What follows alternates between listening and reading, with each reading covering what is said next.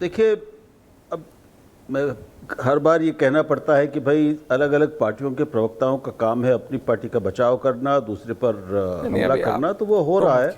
उसके काफ़ी सब सुपरिचित है, सारे तर्क हम पहले भी सुन चुके हैं, आगे भी ये सब दिए जाते रहेंगे और सबके पास से अपनी अपनी सूचियाँ हैं दूसरों पर हमला करने के लिए, आरोप लगाने के लिए, तो अब उसमें कोई तथ्य नहीं है।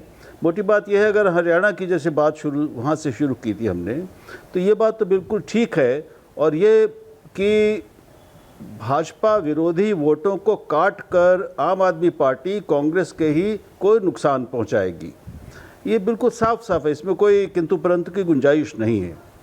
और दूसरी बात यह है कि वो अपने को राष्ट्रीय पार्टी मानते हैं, और वो हैं भी, क्योंकि अब 2-3 जगह उनकी सरकार हुई है, तो वो हरियाणा स्वाभाविक तौर पर पंजाब और दिल्ली के बीच में पड़ता है, तो उनका अगला निशाना सरकार बनाने के लिए, मजबूत होने के लिए, पार्टी के प्रसार के लिए हरियाणा ही हो सकता है।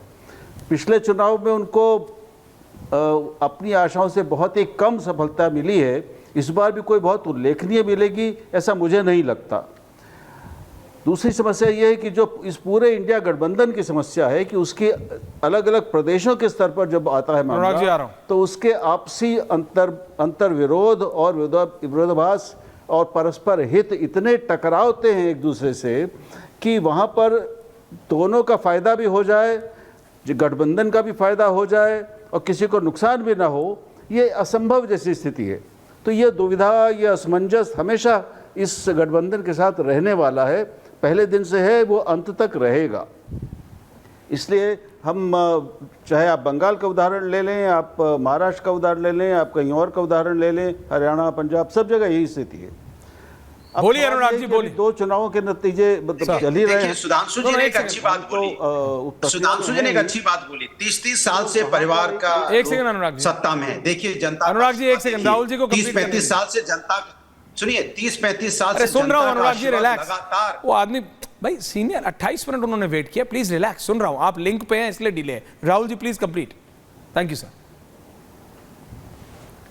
मैं नहीं सुन पाया कि अनुराग जी को मेरी किस बात पे आपत्ति थी, तो अब जो थी वो है, जो भी है। लेकिन तो संक्षेप में कुल मिलाकर ये स्थिति अभी मुझे लग रही है मैं ये नहीं कहता कि पिछले चुनाव में या लोकसभा चुनाव में कांग्रेस को, बीजेपी को जनता ने अस्वीकार कर दिया, रिजेक्ट कर दिया, उसकी सीटें घटी हैं, लेकिन वोट शेयर नहीं कम हुआ है। तो इसको भी हमें ध्यान में रखना चाहिए, सभी पार्टियों को ध्यान में रखना चाहिए। लेकिन उसकी वोट सीटें कहाँ पर कम हुई हैं सबसे ज़्यादा? उस प्रदेश में जो उसके लिए और सबसे ज़्यादा महत्वपूर्ण है, तो उसका एक बहुत बड़ा राष्ट्रीय राजनीतिक महत्व है और उसके निहितार्थ हैं। तो हमें दोनों चीज़ों को एक साथ देखना पड़ेगा। अब इन 2 चुनावों में हमें थोड़े दिनों में पता चल जाएगी क्या स्थिति है। जम्मू कश्मीर के बारे में ज़्यादा कोई बहुत अनुमान लगाने की या अनिश्चय की स्थिति नहीं है। कुल मिलाकर मामला है हरियाणा का, वहाँ पर दोनों बहुत मजबूत पार्टियां हैं, बीजेपी और कांग्रेस। छोटे छोटे और पार्टियां हैं, लेकिन इस बार उनकी कोई ज़्यादा चलने वाली है नहीं। उसमें आम आदमी पार्टी किसको कितना नुकसान पहुंचाएगी देखने की बात है। लेकिन मेरा मोटा अनुमान वही है जो आप शुरू में कह रहे थे कि वो कांग्रेस को ज्यादा नुकसान सर, उसी का तो वो जवाब नहीं देते, तो फायदा होगा। एंडिंग में भी वही पूछूंगा, वोटों को काटे। इतना था तो हुड्डा जी के साथ चले जाते। हाँ, अनुराग भदौरिया जी, एंडिंग कमेंट्स। देखिए एक बात, एक सुधांशु जी, लेकिन आपको मैं धन्यवाद दूंगा, आपने एक बात बहुत अच्छी बोली कि 35-35 साल से एक पार्टी के परिवार के लोगों को जनता चुन रही है। अच्छी बात है ना। देखिए जनता आशीर्वाद दे रही है ना। समाजवादी पार्टी को कौन आशीर्वाद दे रहा है? पेन से तो साइन होता नहीं है, लोकतंत्र में तो जनता आशीर्वाद देती है। जनता लगातार जिताती आ रही है। आप कह रहे परिवारवाद, परिवार तो होगा ना, जहां परिवार होगा वहां परिवारवाद है। जहां आपके पास परिवार है तो वहां आपके पास परिवारवाद है। परिवार तो होना तो गर्व की बात होती है भैया।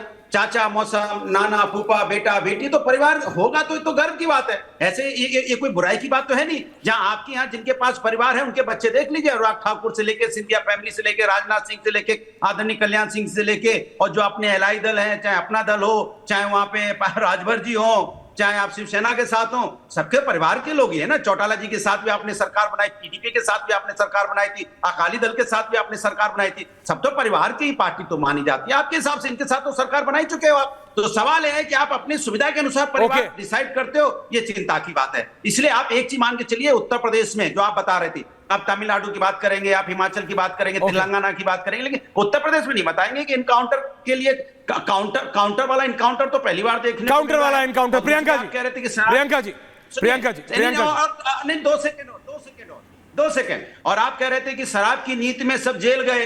अरे प्रभु, सरकार जिसको चाहे उसको जेल भेज देती है, आप भी जानते हो। FIR होना, जेल भेज देना सरकार के हाथ में होता है सुधांशु जी, किसी पे भी हो सकता है, लेकिन कोर्ट से न्याय मिलता है ना बाद में, लेकिन समय लगता है। इसलिए सरकार अपनी ताकत का दुरुपयोग कर। Okay, Priyanka Bharti, now thank you. Priyanka Bharti, ending comments. Priyanka ji.